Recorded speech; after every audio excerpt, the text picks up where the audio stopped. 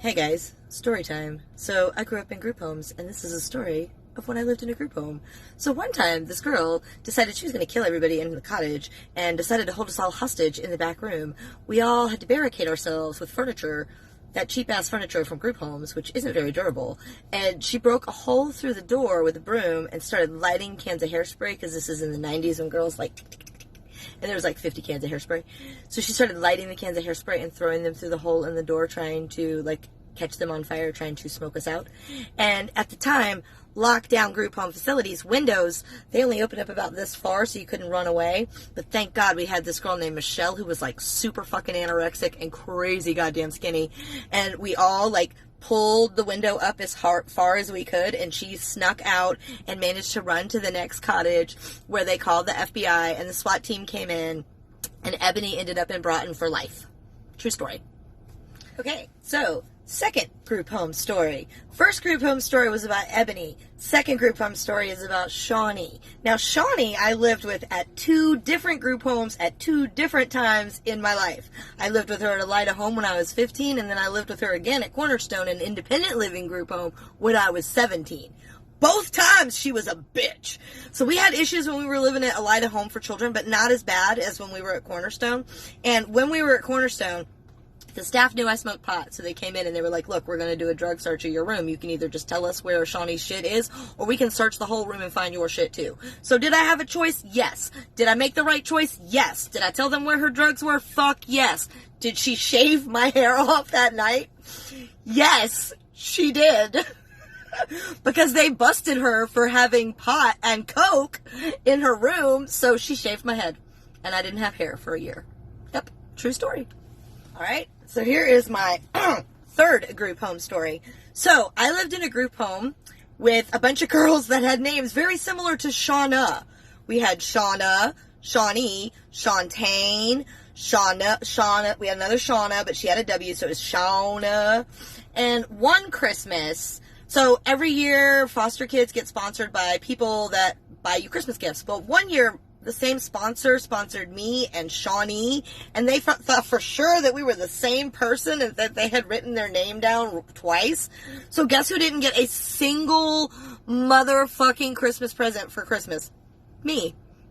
Now, they could have given it to Shawnee. They could have been like, Shawnee, you can have the gifts, but I was the more humble one. So I was like, it's cool, give them to Shawnee. So I did finally get gifts. You know what they gave me? Motherfucking stationery without any goddamn stamps. This is group home story number 4. It tags along with story number 3.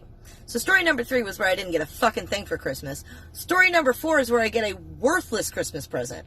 So I wanted a briefcase. That's what I asked for. Guess what I got? A ski jacket. I'm not a sportsy person. Yes, I lived in Asheville, could have benefited from a ski coat, but I had a coat. Did I want this ski coat? No. They bought it from a place called Ski Country Sports. So they gave me a receipt. I took it back. It was a $150 coat. Very nice gift. Did not want it. Wanted the $150 for something else. It was my only Christmas gift. It's a fucking ski country place. Sports place. There wasn't shit in there. You know what I bought? I bought $150 worth of sodas and granola bars, and I sold them to all the kids in my group home, and I made about $280 off of that fucking jacket. Merry motherfucking Christmas. True story. Alright guys, one more group home story. This one, it might be hard for the boys. If you're a boy, you may not want to watch this one. This one is for the ladies. So I grew up in group homes and foster homes, so of course I never had a mom who like sat me down and like gave me the talk. You know, but I knew like a period. I knew what a period was, and I was expecting it. I was, however, not expecting it to come for the very first time while I was in a very long white dress on the stand testifying against my mother in court. Because that is when I started my period for the very first time, in a very long white dress on the witness stand testifying against my mom in court. It was not a fun time. My male social worker did not know what to do with me. And when we were walking out, all he could do was hold his briefcase sideways against me as we walked out. Like that did anything. For 6 months, on my very first day in my very first foster home. So we got taken away in November, and they were really worried about Christmas. They were trying to get Christmas organized for us. So they kept asking me what I wanted, but I grew up in a place where wanting things was not allowed. Like, I remember commercials from when I was a kid, but I don't actually remember consciously watching them because I shut them out because I could never have them. So I just never saw them. So they're like, what do you want? And it was really a question I couldn't answer. So I was like, I don't know. I don't know what I want. I don't want anything. I want to be safe. I want to be fed and have a coat and be warm and feel safe and loved. Is that can I have that? And they were like, no, those things are taken care of. Side note, they lied. But what do you want? Do you want a Barbie? And I was like, I hate Barbie. Barbie's a sexual representation of exploitation of women, and she's a slut. Bitch, how about slut was a cuss word in that house? But I did not even know it was a cuss word until I moved into the house. And they gave me Barbies anyway. Hey guys, it's me. You made it to Thursday.